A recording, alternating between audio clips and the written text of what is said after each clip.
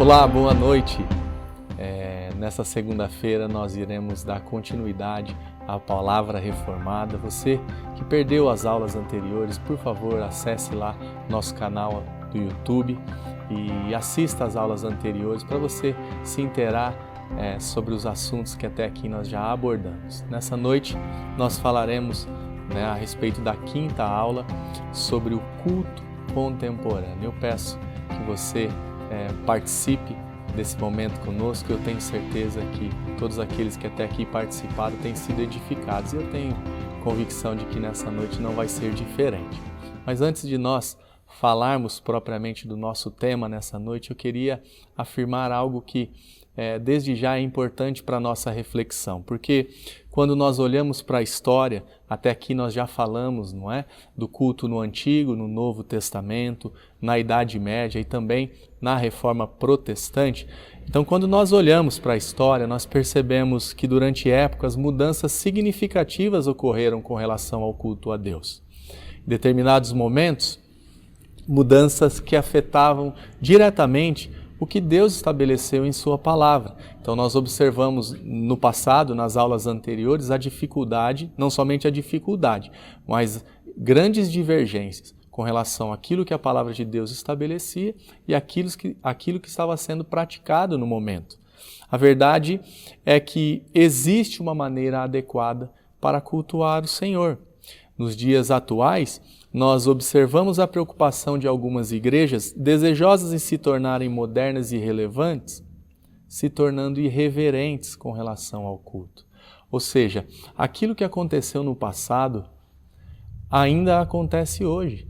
Na aula passada nós falamos sobre o culto na Reforma Protestante e nós vemos que houve uma revitalização, houve uma reestruturação à luz das Escrituras, mas aquilo não é sinal de que isso permaneceria, porque as épocas vão surgindo, alguns movimentos também surgem e com isso os problemas com relação ao culto a Deus. Hoje, no Palavra Reformada, então, nós falaremos sobre o culto contemporâneo, uma vez que já vimos o culto no Antigo Testamento e assim por diante. Observaremos nessa noite aquilo que nós já ouvimos por aqui, que para resgatarmos o propósito e significado do culto bíblico, a única maneira é novamente nos reaproximarmos da palavra do Senhor, considerando que o culto que agrada a Deus, pessoalmente e coletivamente, é aquele onde todas as partes, as músicas, as orações e as pregações devem ser estruturadas e respaldadas pelas Escrituras. Percebemos que o zelo pela palavra precisa ser posto em prática a fim de adorar a Deus de maneira agradável a Ele. Cultuar a Deus como participantes ativos e não como meros espectadores é reconhecer que estamos diante de Deus, que é Senhor sobre tudo e sobre todos, e que merece então a honra, glória, louvor dos seus servos. Eu quero começar com essa frase aqui que diz que a adoração ela envolve a nossa mente, o intelecto e nossas emoções. E elas trabalham juntas e precisam estar focalizadas em Deus, não no adorador. Isso é um problema que nós encontramos em nossos dias. Quando nós pensamos a respeito do culto contemporâneo, nós precisamos observar isso. Qual é o centro da nossa adoração quando nós nos adentramos nas igrejas? E aí nós perceberemos que em determinados momentos o Senhor sai de cena para que outras figuras apareçam. E isso é uma maneira equivocada. E eu acredito que nós nessa noite iremos aprender um pouco mais sobre isso. A adoração individual ou em comunidade é uma questão de essência. Envolve não só o que fazemos no lugar formal de adoração, mas o que fazemos em nossa vida. Nós conseguimos perceber que o culto ele não começa somente no domingo às 17 horas, mas o culto que nós agradável a Deus, ele começa diariamente ao nós amanhecermos, a misericórdia de Deus ter sido renovada sobre as nossas vidas e nós então despertarmos do sono pela manhã, é a oportunidade de nós cultuarmos a Deus. É sempre importante observarmos aquilo que Jesus disse lá no Evangelho de João, capítulo 4, o verso 23, quando ele diz: "Vem a hora e já chegou em que os verdadeiros adoradores adorarão o Pai em espírito e em verdade, porque são estes que o Pai procura para seus adoradores." É evidente, irmãos, vocês que nos acompanham nesse momento de estudo aqui a respeito do culto contemporâneo, fica evidente que a grande quantidade de igrejas e denominações surgem diariamente em nosso país. E olha só, porque na tentativa deles tornarem o culto público em algo atrativo, muitos líderes e igrejas têm se amoldado a um padrão mais aceitável e agradável à sociedade. Portanto, podemos concluir que existe culto para todos os gostos. Eu acho que você até aqui já percebeu isso. A realidade é que não são ideias e nem nossa criatividade que define, né, como deve ser o culto, mas a palavra de Deus é quem define a maneira como nós devemos cultuá-lo. Por isso, o somente as Escrituras, né, o sola Escritura, um dos lemas da Reforma, precisa ser revisitado sempre. O que agrada a Deus é aquilo o que a Bíblia ordena. Em outras palavras, tudo o que não é ordenado pelas Escrituras com relação ao culto a Deus é desnecessário e deveria ser abolido em nossos dias. O que vemos acontecendo nos dias atuais com relação ao culto contemporâneo é uma insubmissão e, em determinados momentos, desrespeito à palavra de Deus e ao próprio Deus. As justificativas são sempre as mesmas, não é? De que vivemos em uma época diferente do passado. E aí, olha só, até algumas afirmações completamente equivocadas de que precisamos atualizar não só a Bíblia, mas também o culto. Diante desses argumentos e justificativa, surge uma pergunta: será que todos os cultos são cultos a Deus? Parafraseando então aqui a Confissão de Fé de Westminster, lá no capítulo 21, né? O modo aceitável de adorar o verdadeiro Deus é determinado por Ele mesmo e limitado por sua própria vontade revelada, de forma que ele não pode ser adorado segundo as imaginações e invenções dos homens ou por qualquer outro modo que não os prescritos na sua palavra. Irmãos, existe simplicidade no culto a Deus. É um momento onde nós separamos para oferecer a Deus uma homenagem, né? Então nós iremos no momento de cantarmos louvores, de orarmos, de lermos publicamente as Escrituras e de recebermos a ministração da palavra. O problema que nós encontramos, então, está relacionado àquilo que a Bíblia não proíbe claramente. E por isso nós achamos que temos o direito de incluir, né, no culto a Deus. Nós achamos que é permitido, pelo fato de explicitamente ela não proibir, nós achamos que é permitido.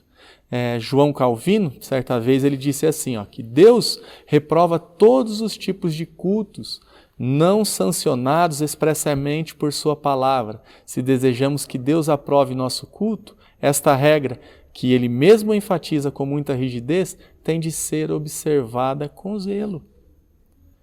E olha como é importante nós olharmos para as Escrituras e observarmos o que, por exemplo, nós vemos lá em 1 Samuel, capítulo 15, o verso 22, onde nós observamos que obedecer é melhor do que o sacrificar e o atender melhor do que a gordura de carneiros. E aí, se nós olharmos para diversos outros estudiosos, não é, que falam a respeito do culto agradável a Deus, e aí nós fazendo essa relação com o culto contemporâneo, quando nós olhamos, por exemplo, para um outro homem contemporâneo ali, da época de Calvino, John Hooper, olha o que ele diz, que na igreja não deve ser utilizado nada que não tenha a expressa aprovação das Escrituras para apoiá-lo, ou que seja algo indiferente em si mesmo, ou seja, que não traga qualquer proveito quando utilizado e nenhum prejuízo quando omitido. As intenções danosas que estão ganhando importância em nossos dias elas revelam o quanto nós, com o tempo, fomos perdendo a confiança na suficiência das Escrituras. Um número importante de evangélicos estão abandonando as formas simples de adoração do passado e indo para um dos dois extremos, ou focam numa atmosfera de espetáculo ou em favor do formalismo rigoroso. Algumas igrejas trocaram o equilíbrio e a objetividade por um estilo de culto emocional, com o intuito de cativar cada vez mais pessoas, uma vez que acreditam que a evidência do poder de Deus está relacionada ao quanto você se emociona. Isso é um engano. Nós não encontraremos argumentos bíblicos que sustentem essa posição. Percebemos que o princípio do somente as Escrituras, visto na Reforma na aula passada, foi abandonado pela Igreja moderna. Dessa forma, abriu as portas para os excessos, e os abusos que hoje ainda nós presenciamos. O caminho de volta é o de sempre, a própria Palavra de Deus. Diante de tudo que observamos até aqui, nesse rápido momento onde nós temos a oportunidade de expor tudo o que tem acontecido com relação ao culto contemporâneo, e de tudo que nós temos observado, então, acontecer nas igrejas, nós chegamos à conclusão de que precisamos, restaurar de fato o culto. Realizaremos isso somente quando a pregação da palavra voltar a ser a prioridade. Nesse momento, observamos o quão útil é a recomendação de Paulo a Timóteo, lá em 2 Timóteo, capítulo 4, verso 2, que diz: prega a palavra, insta, quer seja oportuno, quer não. Corrige, repreende, exorta com toda longanimidade e doutrina. E lá em 1 Timóteo também, capítulo 4, verso 13, que ele diz: até a minha chegada, aplica-te à leitura, à exortação, ao ensino. O caminho sempre é a palavra de Deus, sempre será olhar para a palavra de Deus. O ofício, então, de pregar a palavra precisa ser o centro de todo o culto, não somente aquele do passado, mas hoje, em nossos dias. John Stott, um outro teólogo, pastor, ele diz assim, que pregar é tornar conhecido o nome de Deus e adorar é louvar o nome do Senhor sobre o qual fomos informados. O ler e o pregar a palavra são realmente indispensáveis à adoração.